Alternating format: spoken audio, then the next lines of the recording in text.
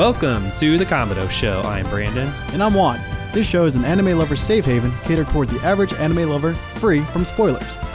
This episode we discuss Netflix live-action One Piece Season 2, Episode 2, Good Whale Hunting, and compare it to the anime. And Juan is back. More fun. Round for a whale two. of a time Had today. so much fun the first time. Let's do it again. So Hey. Thanks for having me back. Hey, right on. Like I said, like this episode implies, we're going to have a whale of a time. Heck yeah.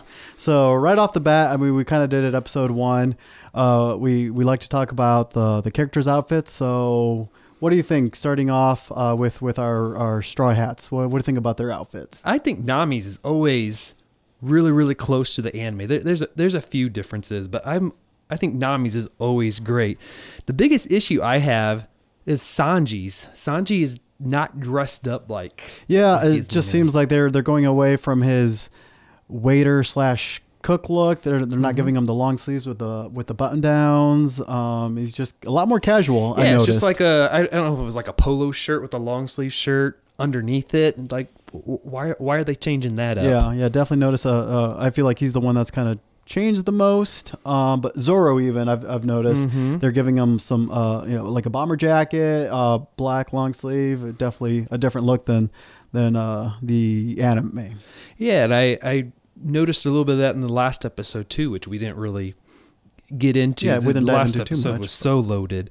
And then even Luffy, who he still has that red shirt, sleeveless shirt on, but now he's wearing khakis. Like khakis? What happened to the blue jean I guess shorts? director's choice, and they're just, they feel like maybe that's a better look for the show. Even the footwear they had, which we actually discussed in our last season, as well as Netflix last season as well. Even those that wear sandals in the anime wear shoes in the live action. We found, well, that's basically some rules and regulations that the directors have to follow, where they really are supposed to wear shoes if they're doing certain stunts. Or More like a safety. Almost like OSHA. Regulation thing. Yeah, where pretty much. I mean, OSHA, it's everywhere. Yeah, you can't get away from them. So yeah, because Oda Sensei, he did not like Luffy not wearing his traditional flip flops, but they had to make some compromises in order to follow some rules and regulations. But I mean, I don't feel like it deters from the show too much. It's things that you kind of pick up on, but it's not going to change the story or anything like that. So it's changes that we can deal with, that we can live with. Yeah. All right. Well, further comparisons to the live action and anime, we have Reverse Mountain here coming up pretty much right off the bat in the live action now. Very similar to what happens in both the anime and the live action. They obviously have to travel up Reverse Mountain. It's funny, Zoro in the live action, just I like the way he kind of questions it the whole time. Like, wait, we have to go up a mountain? Like, you do realize how water works, right? Like, currents, they don't go up the mountain. So in both the anime and live action, I feel like Zoro's just like, hold on, time out. I don't think you're thinking straight. And of course, Nami has to be like, all right, I'm the navigator, so you just shut up and do what I tell you to do. So I thought that was pretty funny. And then just having to navigate through Reverse Mountain. Slight differences in the anime. You've got these gates that kind of show you the way to, or like you got to stay in the middle of these gates to make sure you don't crash the ship. In both instances, we see Luffy having to step in to make sure that they don't crash, because the rudder, I believe, is what breaks when they're trying to steer the boat. So he has to jump in. So very similar in both, just different ways of how he ends up doing it. But I gotta say, I tip my hat off to the Straw Hats, because I mean, they navigate through Reverse Mountain like crazy. I mean, I have a hard time just parking a pontoon on the lift, let alone trying to get a shift up a mountain. So good job on their part, I feel like. They made it work. They felt their way through it. And then the live action, they totally cut out the part with Eric, which we see in the anime, but I think he was a filler character anyway, isn't he? At least he's not in the manga. He's not in the manga. Yeah, I noticed kind of the last 4 episodes of the first season, seem to be more and more filler episodes, and I believe in the second or third is when Eric is introduced in those filler episodes. So they do, put him into the first episode of the second season, but of the anime, but very, very brief. I mean, I think he's there for less than a minute or something, and then Nami kicks him off the ship, trips him and kicks him off. He's just an unnecessary character. Yeah, if you're gonna cut someone that was perfect. Yeah, so obviously you're not gonna bring in someone that's insignificant into the live action where you've got a lot more budget constraints and you can't bring in every single character. So I feel like it was a safe character to cut out, and no one was really gonna bat an eye about it. Well, and then we have our season 1 favorite, Garb, Kobe, and Helmeppo. Yep. We haven't seen those two guys. How do you pronounce his name? Helmeppo? I say Helmeppo. Okay. Maybe. I mean, I don't remember. Try to sound it all fancy. Helmeppo, but and I don't recall how they pronounce it in the anime. But season 1 puts such a huge emphasis on Garb and Kobe, and the relationship. So yep. I kind of wonder if this is the live action's way of showing them, almost kind of passing the baton off, that we're going to pass the baton of the enemy is going to be shifted over to Smoker now, Captain Smoker. Yeah, I could see that for sure. I mean, it's obviously I feel like Kobe and Captain Smoker, they don't really get to interact a whole lot. They meet each other, but it's more so, I mean, Gold Roger, he's out of the picture, and Garp, he's getting older, so he can't do this forever. So he's got to pass the baton, like you said. And I mean, I feel like Kobe, he's gonna play a bigger role later on. I mean, will he? Okay. I hope live so. action. I hope I've so, only anyway. seen up to episode 2, so this is authentic guessing for me. What's going to happen in the live action? I mean, I've definitely seen more of the live action than I have the anime. I'm the other way. Won't say what happens in the live action, but I hope as the story continues that we definitely see Kobe's character grow more and more. Yeah, it's interesting. We have Garb and Kobe, still more of them, but in the manga, I'm gonna hold this up here and hopefully the camera gets a good shot of this, but they do have little, I don't know if you call them like cutaway scenes, excerpts maybe, where it just shows one page where it shows here's what Garb has been up to and Kobe. So perhaps there is something there that to kind of justify the extra. One thing I wanted to ask you during that conversation between Admiral Garp and Captain Smoker is it almost seems to me like Admiral Garp is trying to get Smoker off Luffy's scent. He's like, hey, they're not worth it. They're not even going to make it to the Grand Line. They're, they have not as good as ships that we do. Your interest needs to be elsewhere. I need your help taking down Baroque Works. Do you? And I know it's his grandson. Yeah. Is he trying to protect Luffy? That's what I thought. That's kind of that's how I interpreted it too. I got that feeling too. Smoker just basically addressed the elephant in the room. He just like, I know it's because he's your grandson. He just tells him flat out. Yeah. So I don't remember if they said that in the anime like that or not, but it was kind of interesting how that was how I interpreted it. What would you think? I think so. Just the way he made it sound. He's like, hey, forget about Luffy. He's nothing to you. He's not important. He's probably gonna die in his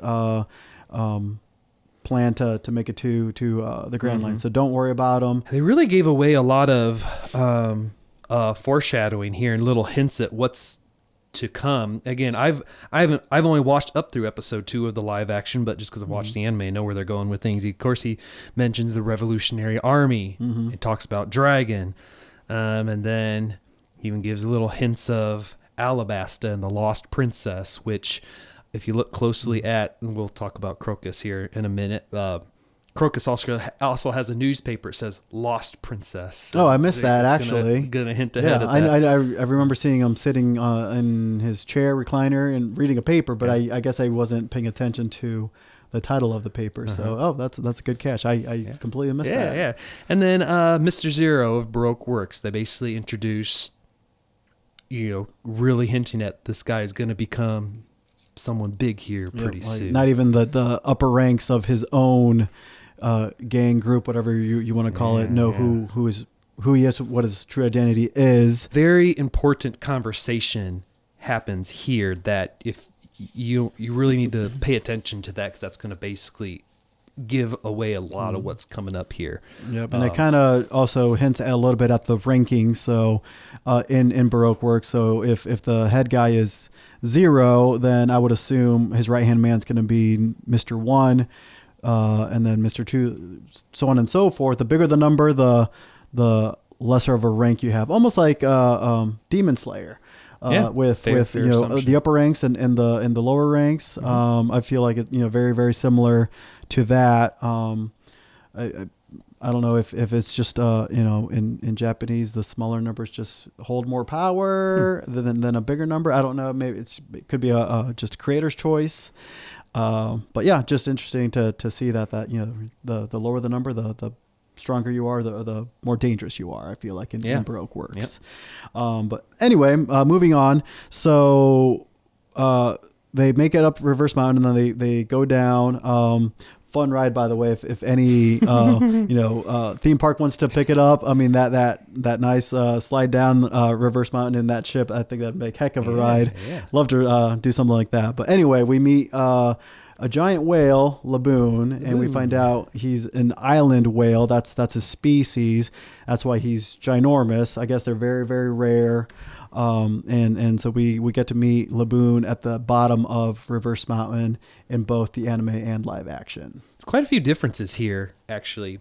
Of course, Crocus is inside Laboon anime, whereas live action, he's outside. Yep, he's the lighthouse keeper, so we see him standing outside his lighthouse. Yeah, no, we were talking off camera before starting this. You said you like this change, right? I like the live action version because it feels more real. Like, again, he's the lighthouse keeper. You're not going to have a lighthouse inside of a whale, because then what are you going to light up? Yeah. So it makes sense to have him at the top of the cliff where it's at. And then Luffy gets to meet Crocus. He's the first one that meets him, versus in the anime, it's like the Straw Hats. This change, right? It's you just welcomed this. Odd, I think, to build a chamber inside of a whale. I mean, I know he's huge, and that's Crocus's way of making sure he's taking care of Laboon, and he's able to administer the medications to calm him down. I just feel like the way the live action did it, to me, was better, more believable. Yeah. Not having a door to go in and out of a whale. Yeah, exactly. Did away with that. And how do you get all that steel? That's to build that chamber inside. That's Laboon would have to probably swallow. Laboon would have to swallow that stuff, and then he would go through it somehow. He's one man strong enough to start building. And again, that's just me, probably just nitpicking here and there. It's an anime. We can't be too critical on how things happen, because obviously physics practically doesn't exist in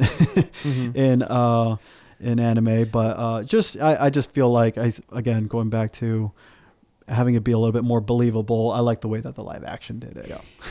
I love it. I love it. Believable in One Piece being used in the same thing. Yep. But yeah, the story's got to make sense, even though nothing makes sense. Yeah, I know what you're saying, though.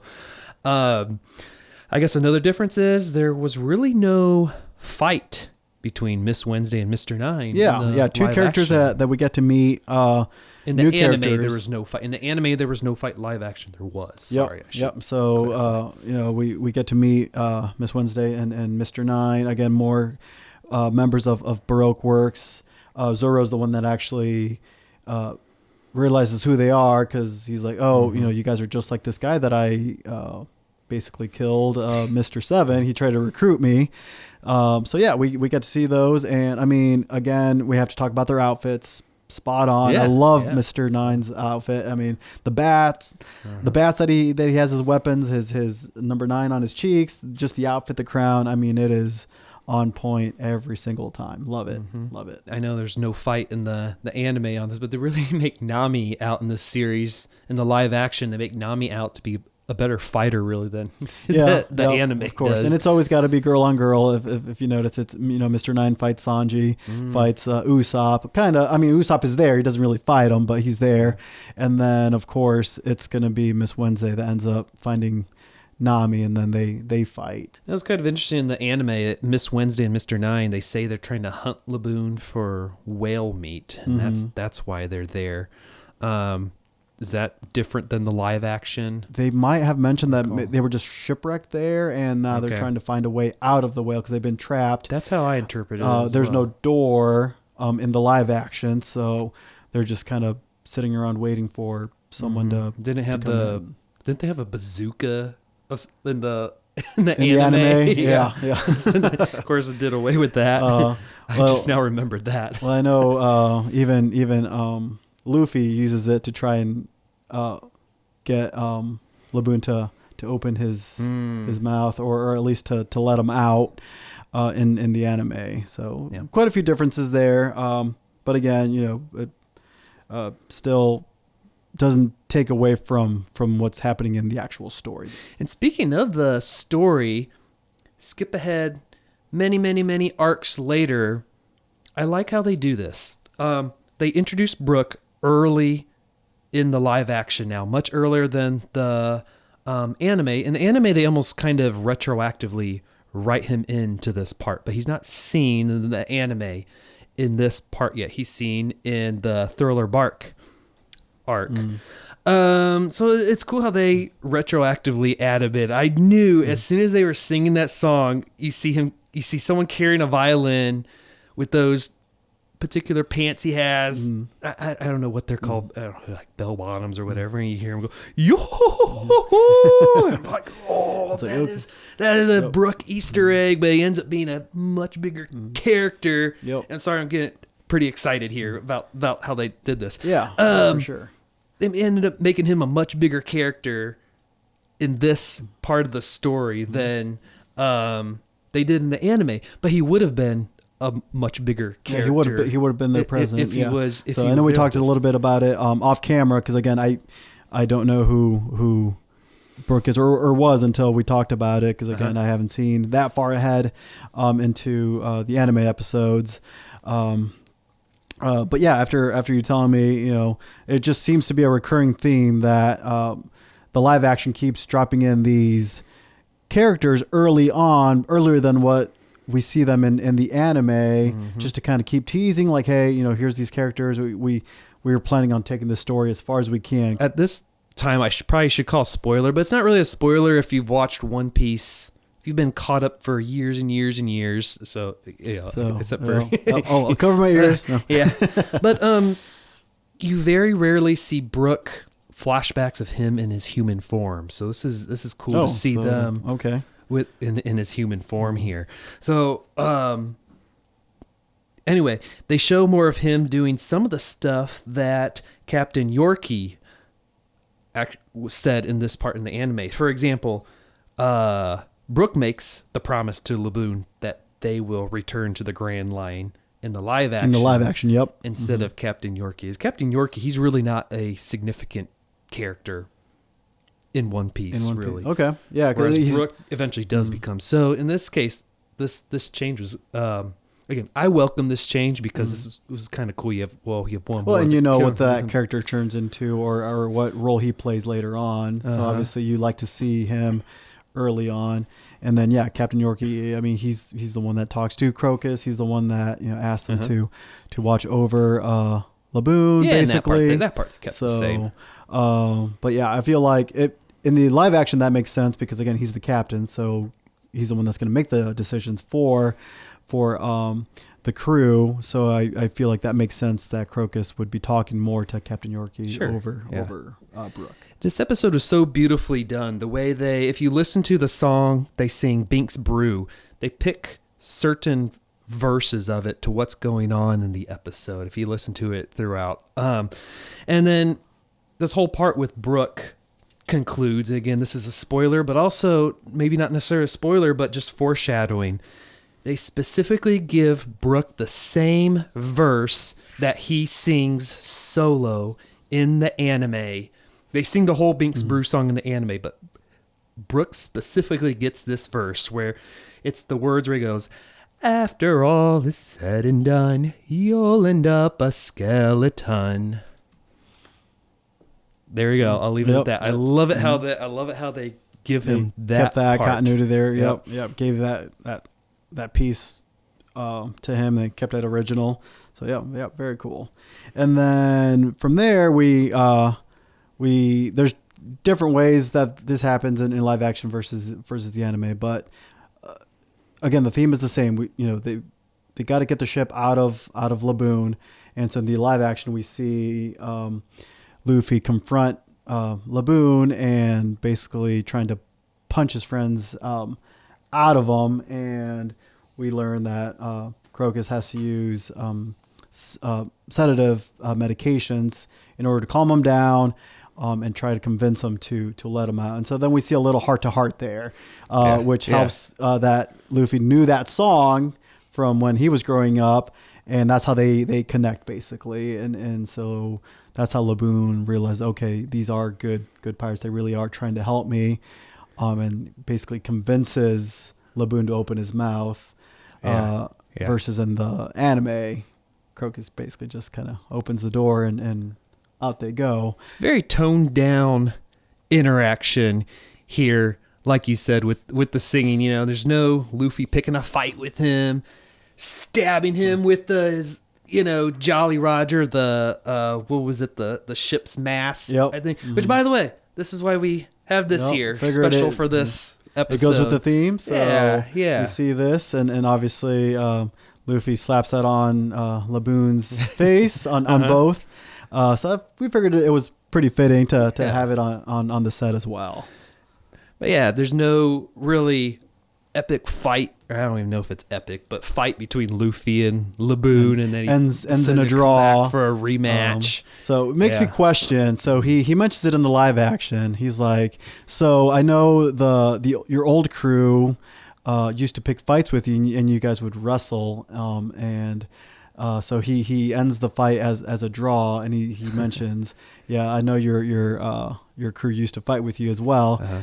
How do you fight a whale, I guess, is my question. Like, how do you wrestle? Do you just get in the water and just kind of like jump on him? Like, how does that work? I don't know. I get it with Luffy because, again, he's got the devil fruit powers and stuff like that. Mm-hmm. But the crew, Captain York's crew just seems like they're a bunch of normal guys. Yeah, did they have any special powers or any how abilities? Did they gang up on the whale and just kind of dogpile them? I don't know. How do you fight a whale? I guess, especially a whale that size. Yeah. Well, I know he wasn't that big when he was with them, but obviously it just makes you question that. Yeah, but and again, more Easter eggs here, and this is. So, okay, I'll call spoilers again if you've seen Luffy up in, I'd say probably like past 1,000 something episode 1,000 or later. Let's say that. If, skip ahead a minute or whatever. But you see the sun god Nika dance that he works into his version of Bink's brew right here. Okay. And it even plays when he starts doing the Nika sun god dance. After the music slows down, you even hear that with the drums. Dee da da da dee da da da. So it's only a few beats, very faint, but hardcore fans know what that is. Pick it up right away. They notice the dance, the motion. That's and probably what kind of clues them into, like, okay, this is what's going on, and then if you catch onto the beat. Again, so cool. If you just very subtle. And then we get towards the end of the episode, and again, a few differences here. We find out that compasses don't work in the Grand Line. They just spin and spin and spin, and they're worthless, which apparently Nami had no clue about, because she's learning as she goes, everyone else. It's like no one tells you. You don't know what you don't know, basically. And so that in the anime, Luffy ends up finding the log pose that helps them get through, or I should say, it helps them find their next direction that they're going to go. So that it points to another island. And then in in the anime, it ends up, breaking on accident, something we don't get to see in the live action. Of course, Sanji and Luffy going at it again. It just seems like if he's not fighting a bad guy, he's fighting with his own crew. Right. It's just always constantly in conflict with one person or another. So they break it, and okay, now what do we do? Luckily, Crocus has one stashed away from his time when he was voyaging, and in both. The live action anime ends up giving him to Nami, so they're saved from that standpoint, which then takes us to basically the final scene where he's just kind of looking out, seeing him off basically, and then he starts kind of talking to himself, or not really talking to himself. He's talking to Gold Roger, and then it pans over to a poster on the wall. Just hints very strong with something I'll get into in a second. But before he sees him off in the anime, he talks about the legend of Raftail with an R. In the anime, later on, they start calling it, at some point, they start calling it Laugh-Tail. Now, here in the live action, you said, I think before we started recording, you said you confirmed it. They did say Laugh-Tail in the live action. As he's talking to himself and seeing him off, he says, "Well, I think we finally found him. The captain not the captain, the pirate that's gonna make it to Laugh-Tail. Laugh-Tail. Which we find out in the anime that it's the final island of the Grand Line. So I went back to my handy dandy manga here. Old Faithful. Old Faithful. So I just wanted to see, what did they call it in the source material? They did also call it Raftail, like they do in the anime at this point in time. We just, again, another recurring theme or another oddity that we keep seeing is those R's and those L's. Yeah, which we talked about in our last podcast episode. Interchangeable. So again, was it something like that, or was it a last minute change? Again, another little difference that I welcomed. Okay, so you had mentioned something about Crocus turning to a picture of him and Roger, portrait framed up on his wall. Yep, it's kind of dark, but you can definitely make out the silhouette of talking to that. This Gold Roger. This hints at something more strongly than they did in the anime. And again, this is another Easter egg, perhaps spoiler, but I feel like we're a podcast that talks about anime. We should talk about Easter eggs and whatnot. Yeah, for sure. Because it's stuff that, maybe someone else didn't realize until they hear it, in a podcast. This is, so many episodes far back if you're caught up to the anime. This is so many far episodes, even pre-time skip. But in the anime, a character who we don't know yet in the live action, Rayleigh, reveals in the Sabaody archipelago arc that Crocus was the doctor on Roger's crew. Okay. Yep. So anime fans just know that already. Hardcore, like One Piece anime fans know that, I should say. Here, I think by him turning and talking to the portrait on the wall, that hints much more strongly that he knew Roger pretty well, which you don't get that in the anime. Could have been part of the crew or had his own crew that just kind of met with him. Or again, he's got a medical background, and I think he even mentions he was a doctor back in his adventuring days. So that very strong hint that that he could have been part of Roger's crew, and because when he talks to the portrait. He doesn't do it with animosity. It's almost like, hey, we finally found the guy that we were looking for. So obviously, I think there's a friendship there that we don't get to dive into in this episode. And I think there's something deeper there that you probably even know that you said that I think there's, again, I don't think anyone knows this yet, but when you said, I think we finally found the person that, I think that means something more deeper than even what a lot of people think yet. Okay. I think there's something deeper there. That just makes me even more excited to continue watching and find out. And speaking of continuing watching, hope you'll continue watching us in our next episode of our podcast where the adventure continues to Cactus Island, where we get into whiskey business. But that's all for today's episode of the Kamado Show. I'm Brandon. And I'm Juan. Thanks for tuning in. Don't be a Kamado. Like and subscribe our channel for more anime fun. And please let us know what you'd like us to talk about, or if you'd like to be a guest. We'll see you next time on the Kamado Show.